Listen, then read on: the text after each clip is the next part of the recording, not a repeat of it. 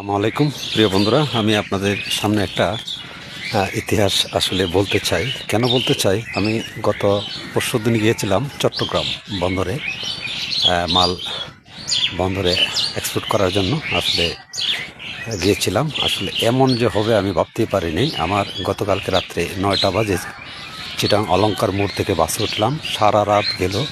রাত্র 3টার দিকে এসে নামলাম সায়দাবাজ থেকে আসলাম হলো মহাকালী বাস স্ট্যান্ডে। মহাকালী বাস স্ট্যান্ডে আসলাম রাত্র 4টা বাজে। মহাকালী বাস স্ট্যান্ডে এসে 1 ঘন্টা বসে রইলাম।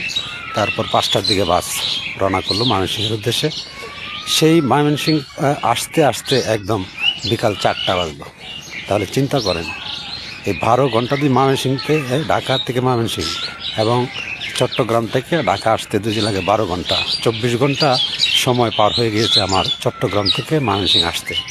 তাহলে বাংলাদেশের যদি এই অবস্থা হয় প্রিয় বন্ধুরা, তাহলে বুঝতে পারেন যে একটা মানুষের কি ভোগান্তি কি হয়।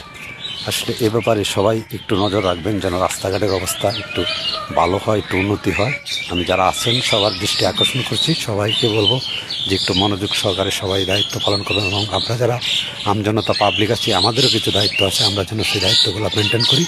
অনার্থক পার্কিং, অথচ ড্রাইভার ভাই যারা আছে বা হেল্পার যারা আছে তাদের দৃষ্টি আকর্ষণ করছি যে যেখানেই আছেন সুন্দরভাবে গাড়ি পরিচালনা করবেন, যেন সেন জায়গায় পার্কিং করবেন না, যেন সেন জায়গায় লোক উঠাবেন না, তাহলেই অনেকটা যানজট এবং নিরসন হয়ে যাবে। কারণ এরকম ভোগান্তি যদি হয় 24 ঘন্টা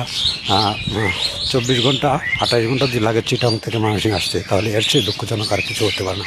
প্রিয় বন্ধুরা, আমার মতো এরকম ভোগান্তিতে কারা পড়েছেন অবশ্যই ভিডিওতে বলবেন। সবার জন্য শুভকামনা রইল। আল্লাহ হাফেজ।